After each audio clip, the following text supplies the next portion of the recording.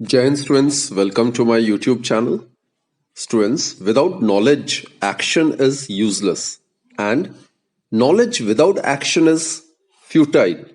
So, if we do not do anything with the knowledge, nothing can be achieved.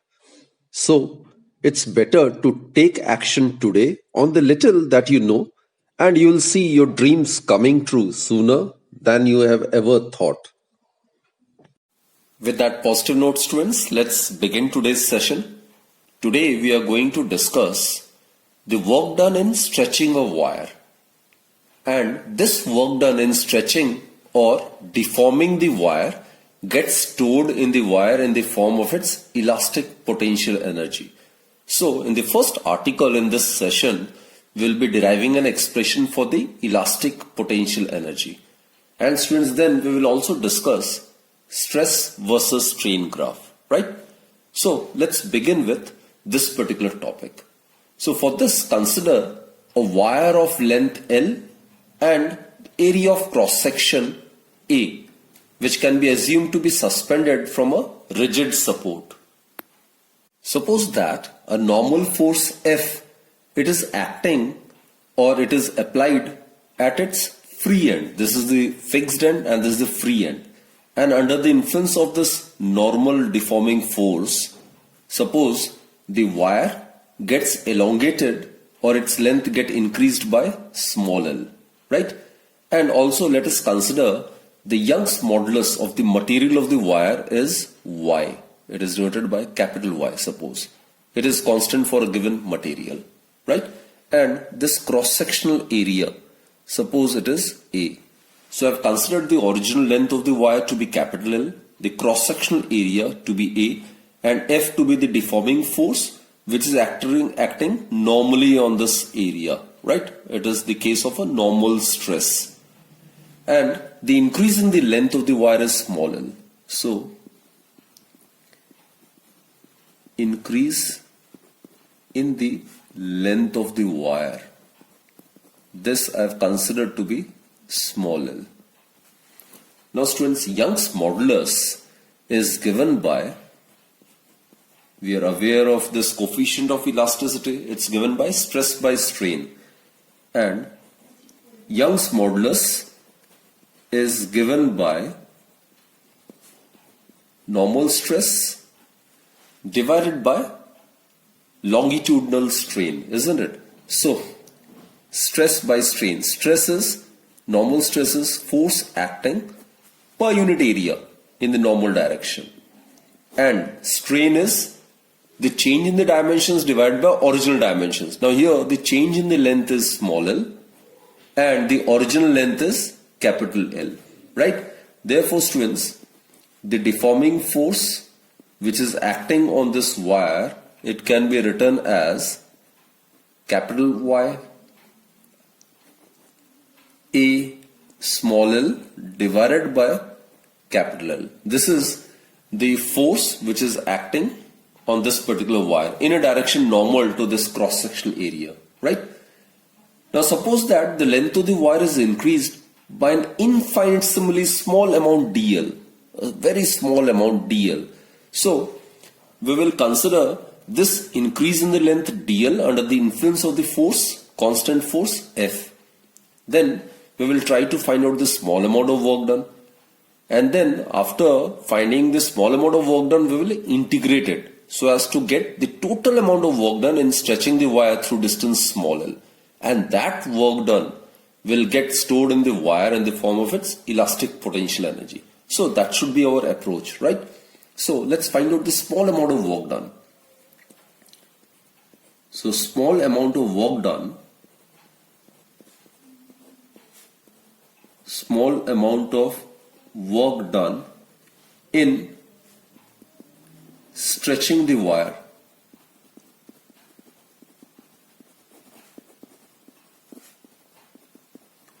through very small length, through infinitesimally.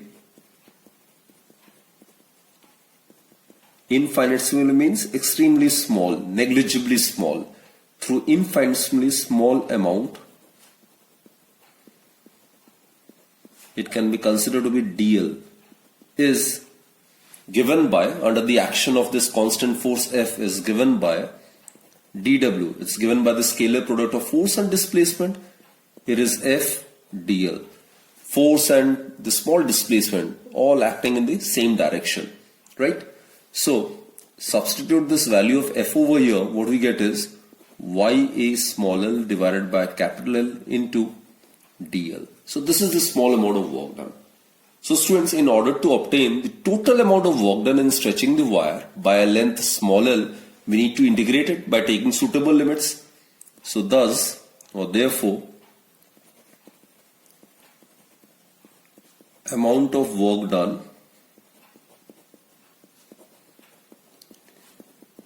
in stretching the wire by length L, the wire by length from this position to this position, from 0 to L. Total stretching is L. Under the influence of this constant force F is given by W. It's equal to integration of dW. That is YAL divided by L into dl, and the limits, as I've stated, it will be from 0 to small l. Now the constant term, it can be taken outside the integration. So y is constant, cross section area is assumed to be constant in the case of a thin wire, right? Original length, that will remain same, isn't it? So it will be equal to 0 to L dl. Now students, integration of L with respect to L is L square by 2. So what you get is YA by capital L, it will give us L square by 2.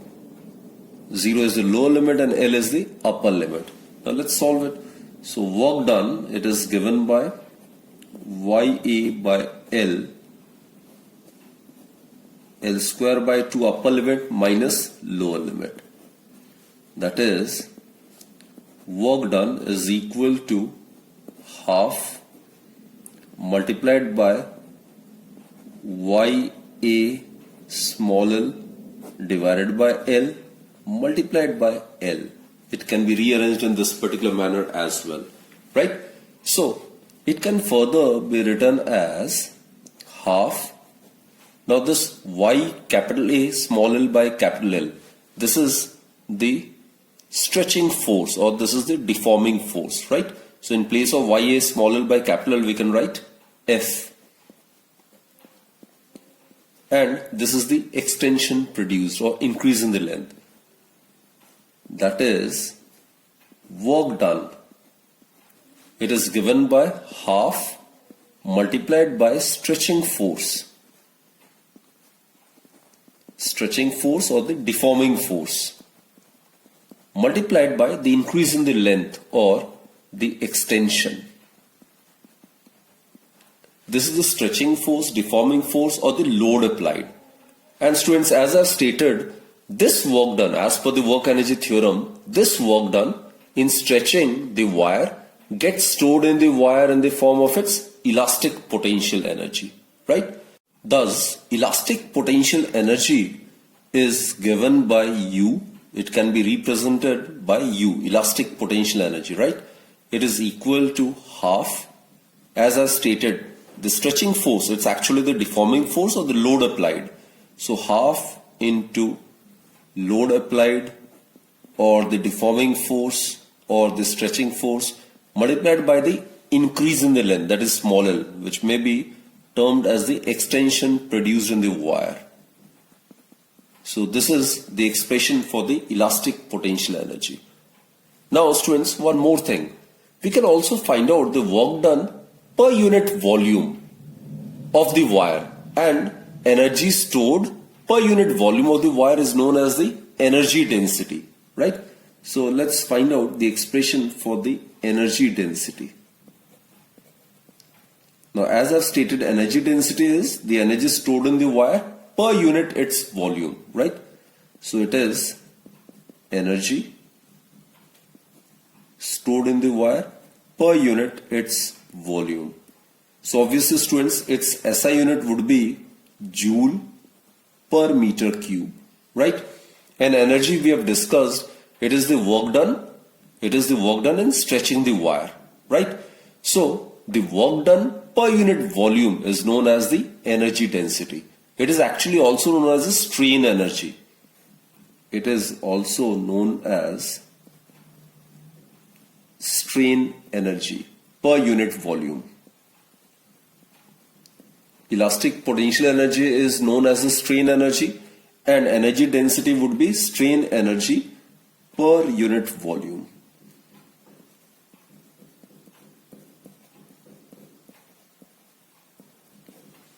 So it is energy stored in the wire per unit volume, right? So therefore students, let's find out the expression for the energy density. Let me represent the energy density by ED, energy density. So energy is half multiplied by force, half F into L multiplied by extension divided by the volume. Now the wire is in the form of a cylinder, and the volume of a cylinder is cross-section area multiplied by length. So its volume would be A multiplied by L, right? So this can further be modified as half multiplied by F by A, force per unit area acting normally, right? It is known as the normal stress. So let me represent it by stress, S-T-R-E-S-S, stress, multiplied by, this one is change in the length divided by original length. This is the strain. So students, this is another very important formula, right? The energy density is given by half the product of the stress and the strain. Now students, let us discuss stress versus strain graph. Now stress strain curves help us to understand how a given material deforms with increasing loads. And it must be noted that the direct proportionality between stress and strain is found to be true only for small values of strain. A typical experimental arrangement to study the stress-strain relationship of the material of a wire under tension is as shown in the figure. This arrangement consists of two long straight wires of almost same length and equal radius suspended side by side from a fixed rigid support. The wire A, which is known as the reference wire, carries a millimeter main scale M. A weight W is suspended from a hook below the main scale, and this weight keeps the wire straight and free from the kinks. A vernier scale V is attached to the bottom of the experimental wire B. The vernier scale can slide against the main scale. A hanger H is attached to the lower end of the vernier scale. A number of slotted half-kilogram weights may be slipped into the hanger. These weights give tensile stress to the experimental wire. The elongation of the wire is measured by the vernier arrangement. Let us study a typical stress-strain graph for a ductile metal such as a copper or a soft iron, right? Now in this case students, the portion OA of the graph, it's a straight line indicating the linear dependency or the direct proportionality between these two physical quantities. That is, from O to A, stress is directly proportional to strain. So the stress-strain relationship is linear, and hence Hooke's law is obeyed, right? And the slope of the straight line OA, that will give us Young's modulus of elasticity. Clear? So students, the portion OA of the graph is a straight line, and when the strain is small, the strain corresponding to this is from this position. It is very small, that is when it is less than 1%. Then only the Hooke's law is obeyed, that is stress-strain relationship is linear, right? So first is, we'll consider for portion OA of the graph. For portion OA of the graph. As I've stated, stress-strain relationship is linear. So, stress is directly proportional to strain.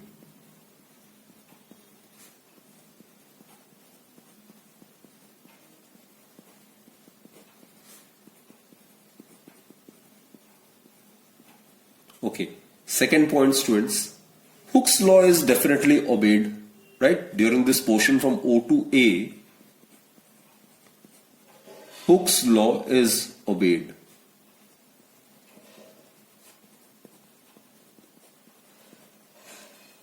Clear? And most importantly, the slope of this graph. Slope is y2 minus y1 divided by x2 minus x1. The stress is represented along the y-axis, the strain is represented along the x-axis. So the slope of this graph, the slope of the straight line OA, it will give us Young's modulus.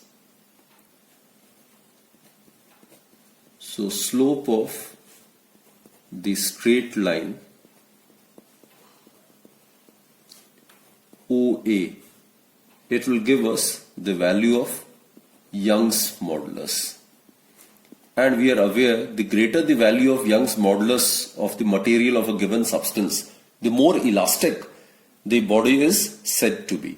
So the slope of stress-strain graph between the portion O to A, it will give us Young's modulus of elasticity.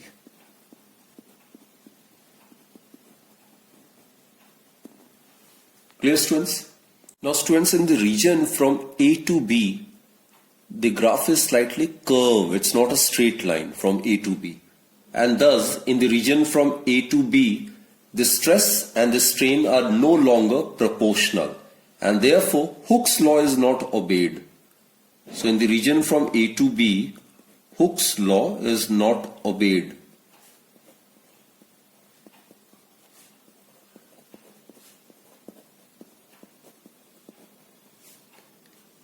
But students, you should note that the body is able to return to its original length when the load is removed. So, if we start removing the load or removing the deforming force, it will follow this path, B, A, and eventually on removing the entire deforming force, the body is able to regain its original dimensions completely, right? So up to B, the deformation is reversible. So up to point B, the deformation is reversible.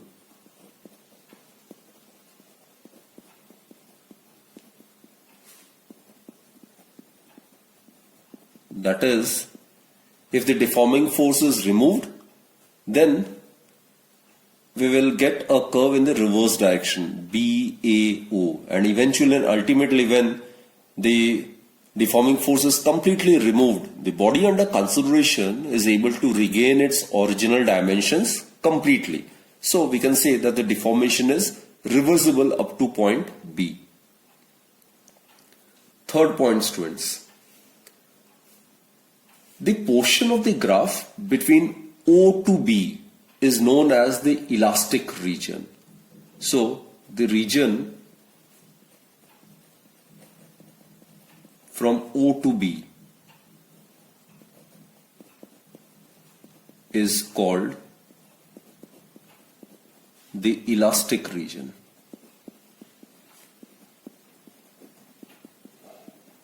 From point O to point B, it is known as the elastic region.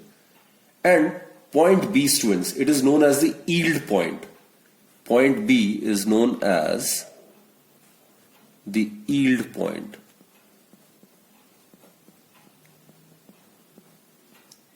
Right? It represents the elastic limit. So point B is the yield point. And point B represents the elastic limit.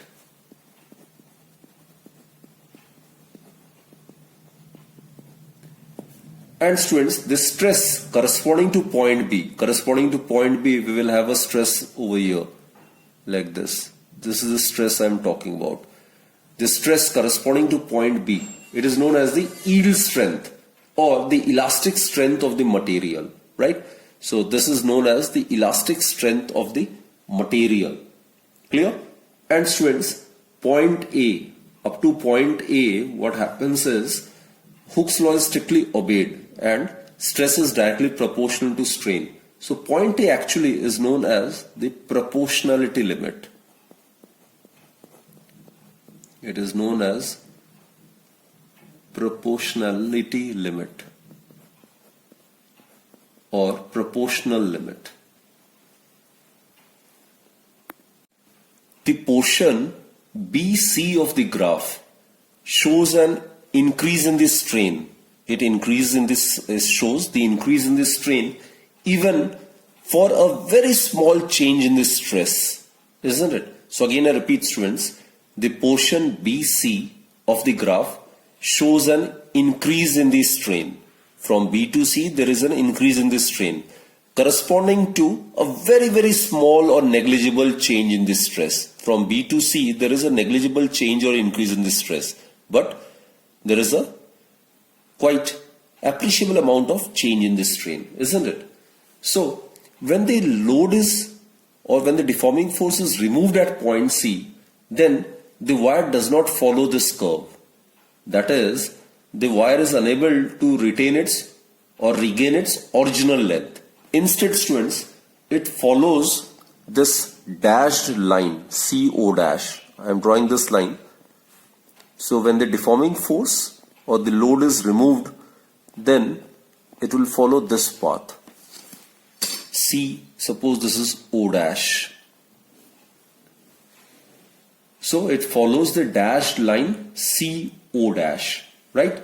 The length at the zero stress over here, the stress is 0. That is when the deforming force is completely removed.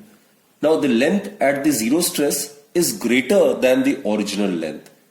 Or in other words, students, the material has undergone an irreversible transformation. That is, the material has acquired what we call a permanent set. So this portion is known as permanent set. It is the amount through which the wire has been deformed permanently, isn't it? Even after the complete removal of the deforming force, this is the amount through which the wire get deformed permanently. It is known as permanent strain, or it is also known as residual strain. So OO dash, it represents permanent set,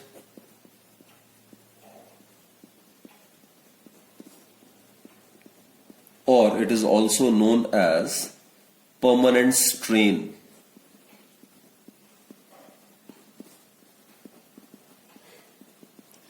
Or it is also known as residual strain.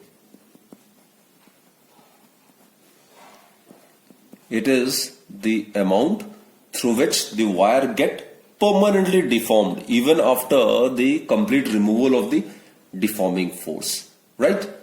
Now beyond point C, the graph shows that the length of the wire increases even if the wire is unloaded.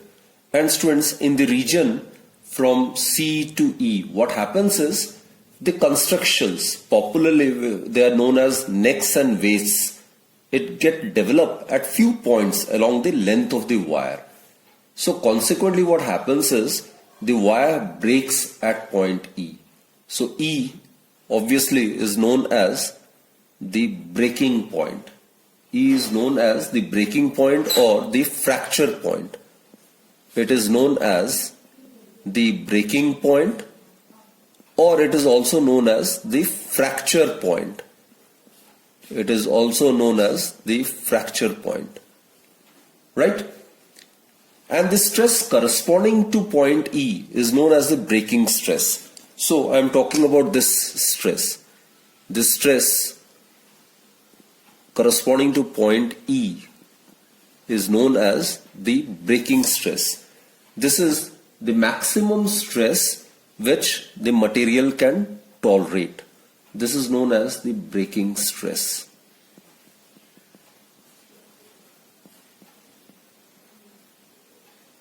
Clear? And the material is said to exhibit plastic behavior in the region between the elastic limit and the breaking point. So this is O to B. This will be the elastic region, and beyond B till point E, this will be the plastic region. So beyond the elastic limit, the restoring forces within the material are not conservative. Now students, increase of load beyond this point C produces a large increase in the strain, right? From C to D, there's a corresponding large increase in the strain for a relatively small increase in the stress until this point D is reached. The stress corresponding to this point D is known as the ultimate tensile strength of the material. I repeat students, the stress corresponding to point D. So the point will be somewhere over here. So this point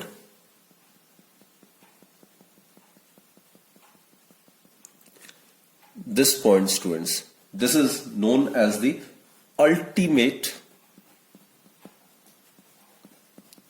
tensile strength of the material of the body.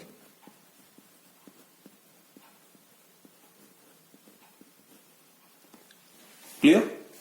Now, as I've stated, beyond point C, what happens is the graph shows that the length of the wire increases even if the wire is unloaded. And in this region, several constructions in the forms of necks and waists are developed in the wire. And actually, the wire is on the verge of breaking. And eventually at point E, the wire breaks, right? And the stress corresponding to point E, that is known as the breaking stress. Clear, students? So actually, no part of machinery is subjected to a very high stress. The maximum stress to which it is subjected is very much less and always within elastic limit. It is called working stress, working strength, or it is also known as tenacity.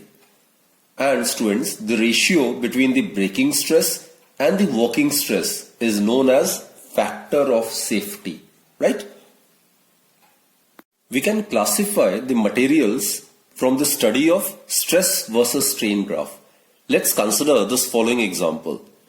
The stress versus strain graphs for the wires of two materials A and B is as shown in the figure.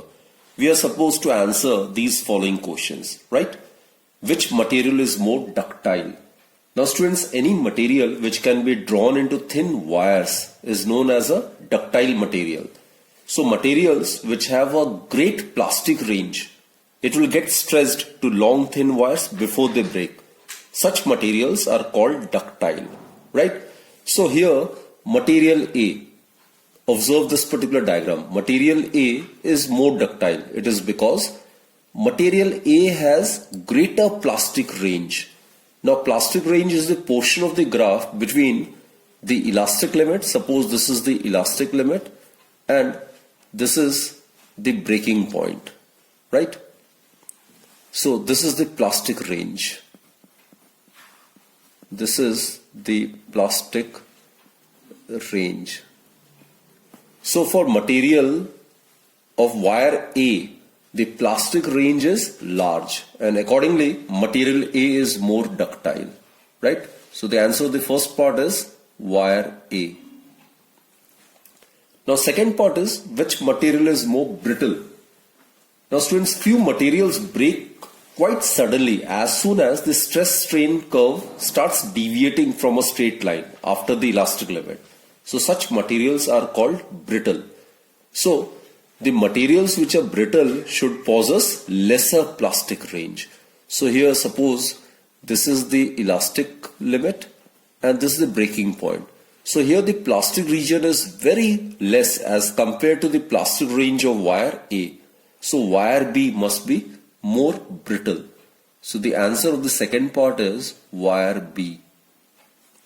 Now third part, which material is more elastic? Now students, that material will be more elastic which has large value of Young's modulus, right? Which is the coefficient of elasticity. Now the slope of stress versus strain graph, that gives us the value of Young's modulus. Now this is the straight portion, isn't it? The straight line represents that Hooke's law is strictly obeyed. Slope of wire A is greater than that of slope of wire B. So what we conclude is slope of wire A is greater than slope of wire B, which further implies that the value of the Young's modulus for the material A must be greater than the value of the Young's modulus for material B. And greater the value of Young's modulus, the more elastic the material is said to be. So material A, that is wire A, must be more elastic, right? Fourth part, which material is more rigid? Now students, contrary to the general perception, we have already discussed that more rigid a body, more opposition a body offers towards any change in its shape or dimensions under the influence of deforming force, the more elastic the body is said to be, right? So the body which is more elastic, it must be more rigid as well. So the answer of the fourth part is again wire A. So students, we have discussed that by using stress versus strain graph, we can easily classify the materials, whether they are ductile, whether they are brittle or not. Another material which is known as elastomers. Elastomers are basically those materials for which stress-strain variation does not obey Hooke's law within elastic limit. And actually what happens is, in elastomers, the strain produces much larger than the stress applied. So the graph between stress and strain for elastomers is like this. The curve will not contain any straight line. So Hooke's law is not obeyed at all. So an elastomer, after being stressed, it returns approximately to its natural or original length. Natural rubber, then synthetic rubber, and rubber-like plastics, they all are elastomers, right? This figure, it shows the stress-strain curve for a rubber-like material. One thing to be noted is that rubber does not have any plastic range. That is, it just breaks when stressed beyond certain limit, right? So students, I hope whatever topics are being taught in this particular episode, you are fully convinced regarding that, right? So let's conclude this particular session and keep watching my videos.